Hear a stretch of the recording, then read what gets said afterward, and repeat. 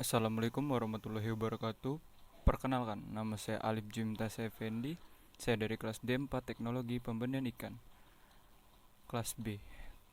NPM saya 2074432. Saya di sini akan mempresentasikan tentang hukum Islam, tugas agama oleh dosen Sudio.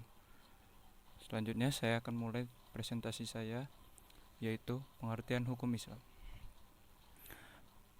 Hukum Islam adalah aturan hukum yang diturunkan Allah Subhanahu wa taala kepada Nabi Muhammad untuk mengatur seluruh aspek kehidupan, yaitu Allah Subhanahu wa taala, diri sendiri, sesama manusia.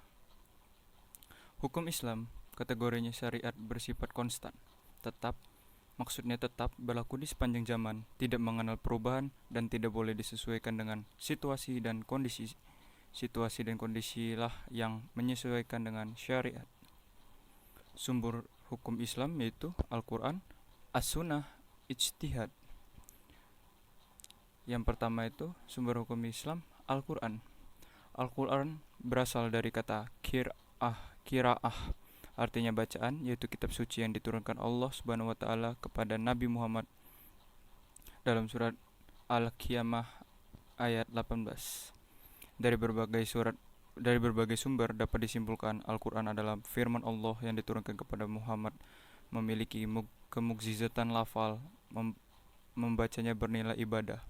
Diriwayatkan secara mutawir, tertulis dalam mushaf, dimulai dari surah Al-Fatihah dan diakhiri surat An-Nas. Dalam menetapkan sumber hukum yang dipergunakan Al-Quran yaitu mujmad. Al-Quran hanya menerangkan pokok dan hukum saja, sedangkan perincian dijelaskan dalam surah dan ijtihad para ulama. Cara ini banyak berkaitan dengan masalah-masalah ibadah. Metode penafsirannya yaitu dalam menyimpulkan suatu Al-Quran agar dapat dipahami dan diambil sebagai sumber hukum diperlukan penafsiran. Di antara metode penafsiran yang berkembang antara lain tafsir tahlil, tafsir ijmali, tafsir muqaron, tafsir maudu. Selanjutnya as-sunnah. Secara etimologi, sunnah berarti jalan yang biasa dilalui, cara yang senantiasa dilakukan, kebiasaan yang selalu dilaksanakan. Secara terminologi, sunnah adalah seluruh yang disandarkan kepada Nabi Muhammad, baik perkataan, perbuatan maupun persetujuan atau penetapan. Sumber kedua sesudah Al-Quran berdasarkan pada surat Ali Imran, Al-Nisa, Al-Hasyr, Al-Ashab, hadis Rasul yang artinya sesungguhnya padaku telah diturunkan Al-Quran dan sejenisnya.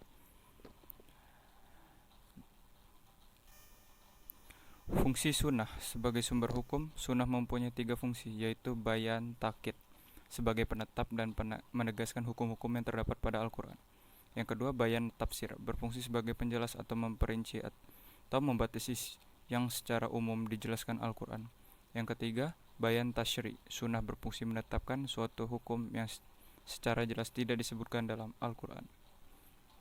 Yang ketiga, sumber hukum Islam yaitu ijtihad. Ijtihad berarti mencurahkan segala kemampuan dan memikul beban. Secara terminologi berarti mencurahkan kemampuan untuk mendapatkan hukum syara, hukum Islam tentang suatu masalah dari sumber dalil hukum yang tafsili atau rinci, Al-Quran dan Sunnah.